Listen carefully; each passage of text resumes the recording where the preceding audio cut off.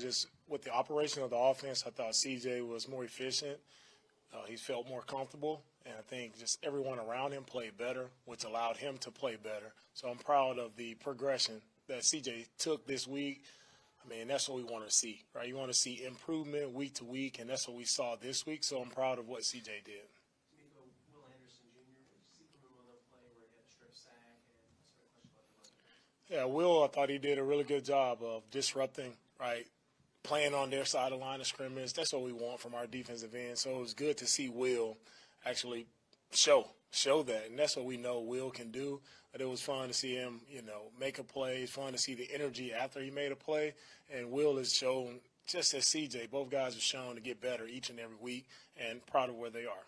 Without having seen the film, what do you think were some of the issues with the run defense? Pursuit angles, tackling, what some of the issues that you saw there? Yeah, with the run defense overall, it's not representative of who we need to be on defense, right?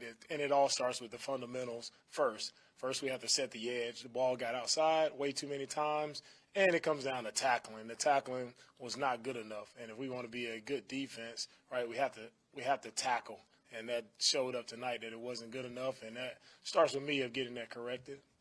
You mentioned that CJ shows consistently how to get better week by week. How much did today exemplify that statement that you've been giving out throughout camp and even today? Yeah, it shows exactly what we're looking for out of everyone. It was good for CJ to do it. Now we need everyone else around him to continue to play better. When it comes to how we run the football, it wasn't good enough. We have to run the ball better. All right. When it comes to catching the football, we have to catch the ball better. And it's overall, right, everybody has to, as I asked the guys, they're 1% to improve upon, and that's where we have to, continue to get better. DeMeco, where do you think the struggles came from with this defense, particularly today? I think overall as a team where we struggled is situational football. So if you want to win games, right, defensively you have to get off the field on third down. We didn't. Offensively, you got to convert on third down. We didn't. When you do that, you stall out drives. Offense can't continue to, make plays, and that hurts us, right? And then we also go to the situation of the red zone. They get into the red zone, they convert every time. We're in the red zone and we don't convert. So it always comes back to situational football. You don't own those situations, you're going to lose football games. DeMeco, could you talk about specifically Stroud was throwing to the sideline and over the middle, and a couple of more could have been caught by the receivers. Talk about specifically about his throws and what you saw from him. What I saw from CJ's throws was the ball was coming out on time. It was very accurate, or where the ball placement was very good. So it's encouraging, right, to see him from week one to this week, right, to see the improvement just overall, seeing him just more comfortable and I saw him having fun, right, playing the game, seeing him also be able to scramble out of the pocket and make a play. It's fun when you can see guys actually enjoying football, having fun doing it, and he continues to grow. We're going to be just fine. Hey, DeMeco, can you talk about the offensive line, what you saw this week in terms of progression, and in particular what you've seen from Kenyon? Yeah, overall, I think everyone could see their offensive line. They protected much better this week, and that was good to see. That's what we need from our O-line. Challenge them, right?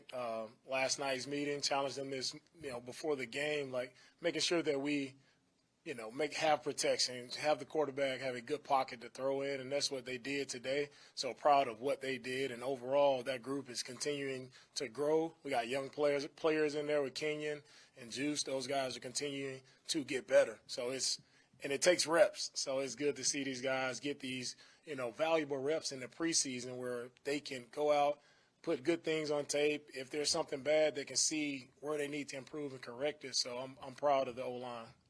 DeMeco, during pre-warm-ups, you were seeing Tank on the field in uniform, and then he was seen on the sidelines in street clothes. Was there a reason why he didn't play other than just keeping an out for concern, or does something happen for you? Yeah, with Tank, he felt a little tightness there, but Tank will be fine. Thought it wasn't, smart to put him out there in his preseason game, but Tank will be fine. Well, DeMeco obviously didn't want the results you had today, but how much of this score was a much better Dolphins team than what you faced last week in New England, as opposed to maybe slipping back a little bit this week? No, I think the Dolphins have a really good team. They're coached well. They did a really good job of running the football. And, credit to Mike and his staff and overall the players. They did a good job. All set? Hey, hey, Coach, you said you were proud of the progression that CJ has made, especially today, and curious, has that progression moved enough where we're a couple of weeks out where you're ready to name him the starter? We'll have a starter in Baltimore. It's the same as I said previously. You guys will see the starter when we get to Baltimore. Two more guys. Sorry. Coach, you talked about a lot of how the team played today. How would you evaluate yourself as far as coaching went today? Yeah, it all starts with me. When you put a performance out there like that, it starts with me, and it wasn't good enough. So that's me internally. I wasn't good enough today for our team. And so, but there, go back to the drawing board and look for myself to improve and get better, to make sure I lead this team, that we put out a much better outing, especially in front of our home crowd. All right, it's not representative of what I want for the Texans, and we'll get it corrected. Coach, for me, think about the opening series. Denzel Perryman gets the interception. Harking back a week ago, he gets the sack. Just how critical linebacker, what does that mean to your defense and one of those leaders of your team? Are you comfortable there? Or do we need other guys toe-to-toe, other guys to follow Perryman's demonstration moving forward? Yeah, Denzel, he's shown that multiple times throughout his career that he's an instinctive football player. It's one reason why I wanted to add him to our team. Instinctive football player, can make plays all over the field, plays with a high level of intensity, and everyone around him needs to pick it up and play with the same intensity. All right. Thank you, everyone. All right.